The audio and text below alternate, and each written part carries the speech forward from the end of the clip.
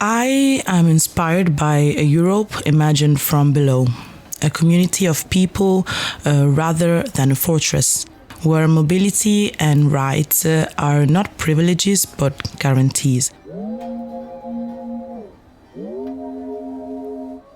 Welcome to the European Alternatives podcast.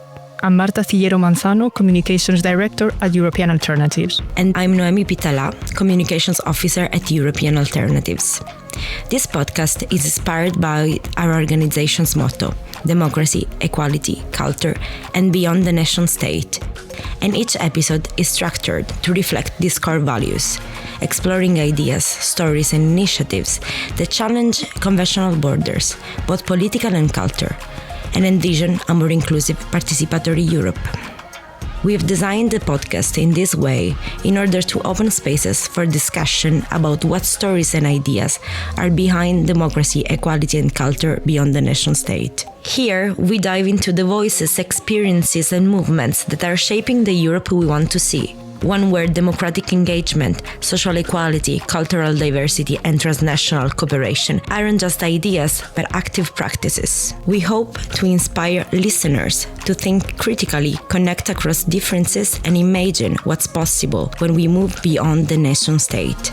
These are more than sections of a conversation. They are guiding lights for our work and reflections, ways of asking, what kind of Europe do we want to live in?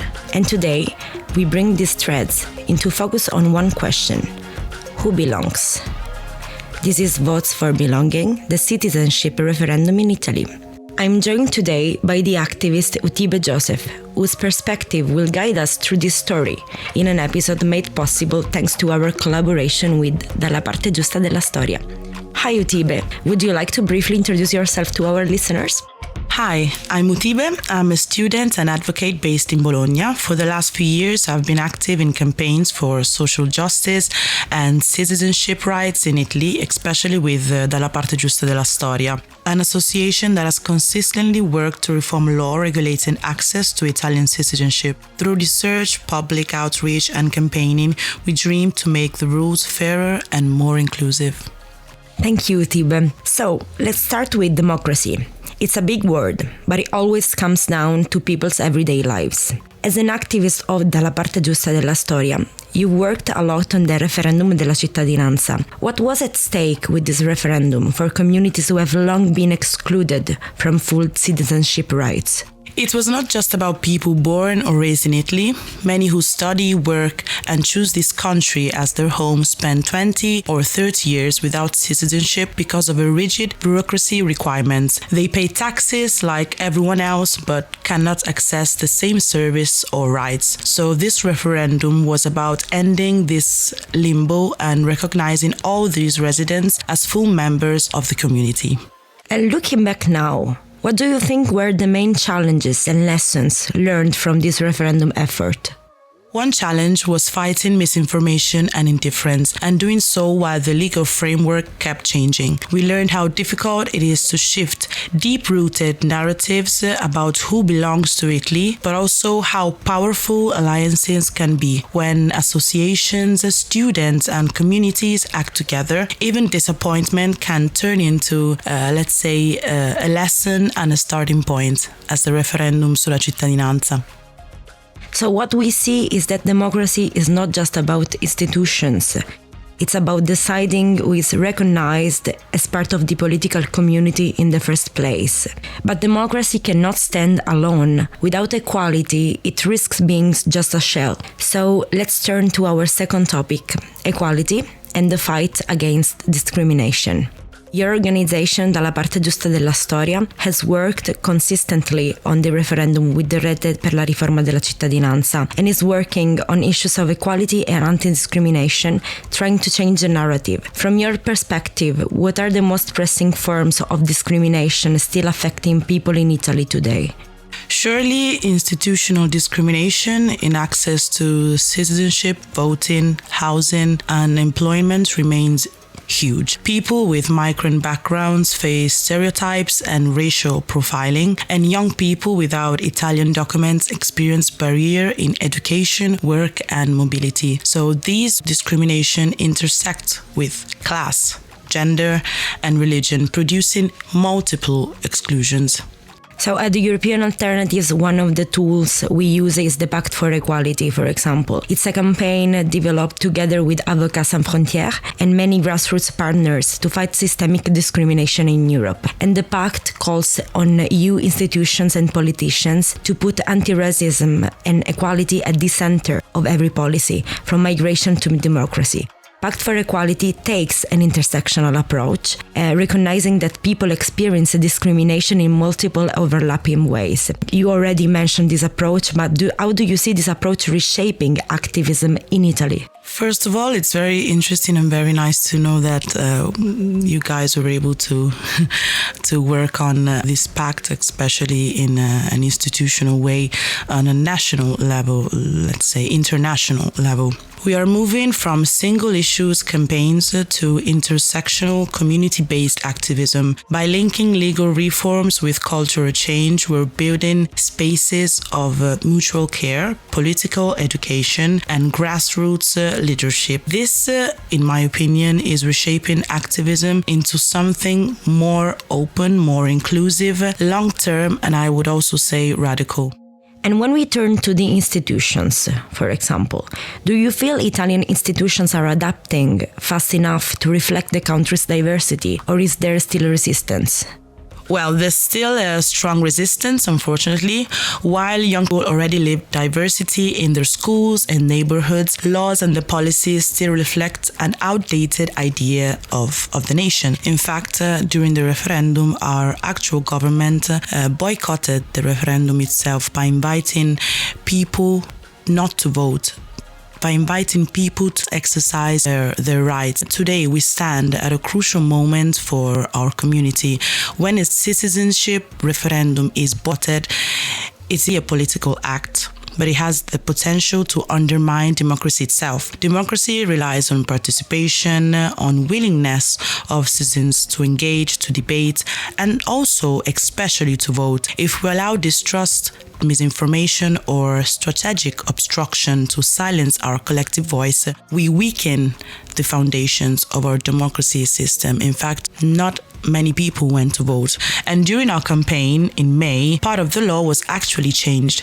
Now, a minor can no longer automatically obtain citizenship, and this new provision is very hard to interpret. It has made the transmission of citizenship even more difficult by adding extra parameters. And this is very important that people know the change of this law. It's called Law 74 of 2025, that many people don't know, and some discovered it when it happened. So unfortunately, Italy is showing a very strong resistance because the society has changed, but the law is still the same.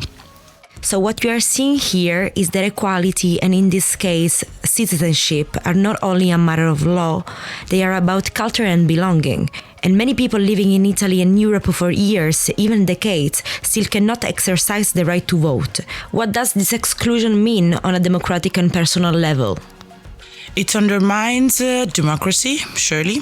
When millions of residents cannot vote, decisions are made without the voices of most of the affected. In fact, at the referendum of cittadinanza, only the people with citizenship could vote. So it was like asking the majority of the people that have citizenship, that have the privilege, to use that privilege for people who don't have it. On a personal level, all this situation creates a feeling of being permanently provisional, of contributing to society, but not being fully recognized as part of it. So young people, especially second-generation Italians, are reshaping the conversation every day through art, activism, and their own voices, as you are doing. What role do young people and second-generation Italians play in pushing this conversation forward? They, or better, we, because I'm also a second generation, we are at the forefront. Second generation Italians and people with migrant backgrounds are becoming the real protagonists of their own stories, finally being seen. With the referendum of the cittadinanza, we were able to be at the front row, talking about our stories, showing ourselves, finally seen. And this is powerful, but also risky at a certain point, because it means touching painful issues of identity that have traumatized many throughout their lives. I'm also traumatized by this country, unfortunately, because I'm a black girl that was born and raised in Italy. I have Nigerian origins, but I went to Nigeria once in my life, and unfortunately I didn't feel Nigeria as my home, as I wasn't able to feel Italy as my home, because the society took me to have those thoughts, But still, I can say that our leadership, our as second generation, is essential for a change in this country. So what you are saying is that you are still facing different challenges, both on a personal and on an institutional level. Belonging is deeply local, but the struggles for recognition and rights don't stop at the border. They connect us across countries, and that's why our last topic is going beyond the nation state. From a transnational point of view, how do you see anti-discrimination and voting rights struggles connecting us across borders? Well, these struggles are deeply connected. Europe has similar patterns of exclusion and also similar grassroots responses, from migrant councils in Germany to regularization campaigns in Spain. Sharing strategies and building alliances across borders strengthens all of us, because it transforms isolated fights into a collective front. When communities link their struggles, they break the narrative that discrimination is a local or individual issue and exposes it for what it is, a systemic problem reinforced by European policies and power structures. Transnational solidarity allows us to coordinate, pressure, to confront institutions that profit from exclusion, and to demand accountability from governments that undermine democratic participation. It empowers marginalized communities to speak with a unified voice and to refuse the division imposed on them. Across borders, we are building a movement that is louder, more fearless, we can say, and impossible to ignore. A movement that fights not only for rights on a paper, but for lived equality, dignity, and real political power for all. And what do you think Italy could learn from these international experiences? And what could other movements learn from Italy? Italy can learn from countries where residence-based citizenship and local voting rights are already a reality, showing that inclusion benefits democracy especially. At the same time, other movements can learn from Italy's long story of migrant self-organization and from the creativity of young activists here who combine legal advocacy with cultural production that is also important. As we heard, the story of citizenship in Italy is also the story of democracy, equality, culture, and the possibility of going beyond borders. These struggles are not only about laws, they are about future and imagination. So let me end with the one last question that we ask all our guests. What kind of Europe do you want to live in?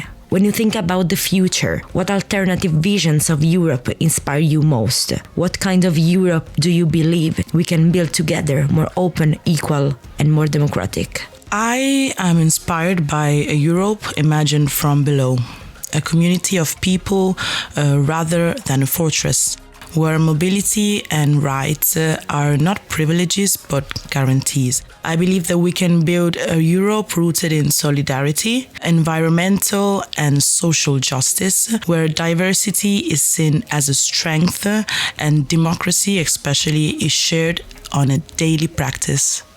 So that's the end of today's episode. A warm thank you to our guest Utibe and to Dalla, Parte, Giusta, della, Storia for collaborating on this conversation. We'll be back soon with a new guest and another conversation to keep weaving together democracy, equality, culture beyond the nation state.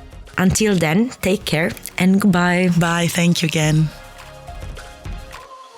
As we've heard today, democracy, equality and culture beyond the nation state aren't just a theme or motto of EA, they are ongoing practices constantly reimagined through collaboration, creativity and connections. And to our listeners, we hope this conversation has sparked your curiosity and inspired you to think about what it means to participate in shaping European future, not as something distant, but as something we co-create every day. If you'd like to learn more about European alternatives, our projects and our upcoming events and activities, please visit our website euroalter.com and follow us on social media and on this podcast. I'm Marta Cillero Manzano. This has been the European Alternative Podcast. Thank you for listening and see you in the next one.